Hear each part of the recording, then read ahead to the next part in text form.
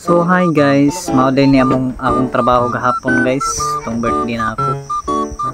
Karon pa na-upload kay edit tagamay. Atong voice coveran. Pugos ra kong ihaw na guys, kay wala laing ihaw eh.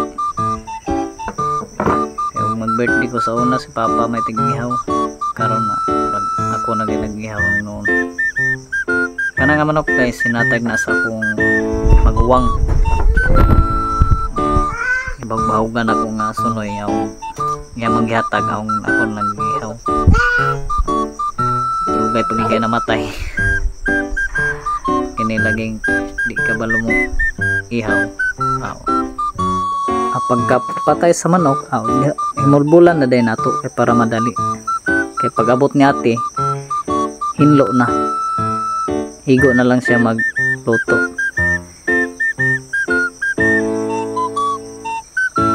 Mao gid si ate gid ang madali-dalig dool pag magluto ng pansit.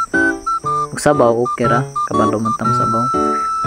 Pag luto sa pansit kay murag di pa kay takabalo ana. Ang palaban sa tangate. Isod ning dili ta cooker lagi kay magpanawag gid tag tabang. Kung kaya lang na ako magluto, ako na magluto para din na makahasulog laing tao. Mag-practice sa taana sunod.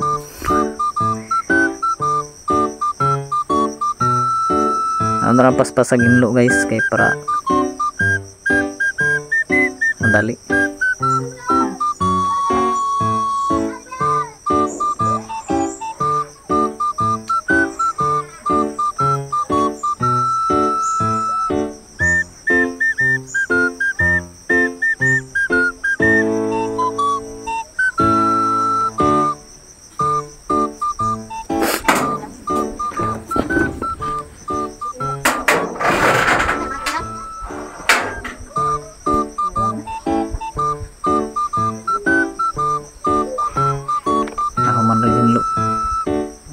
Si Manang po nagkalingaw po bungkag sa pansit kay para luto. Simot pa na niya. Pag managkuhan guys, naubot na sa ate. Yan ang gikuha ng manok. Hinluan. Ako po nagdungag na lang po ko. Kay maura man ako matabang. Tira lang ko to ba ang voice cover guys. Thank you for watching.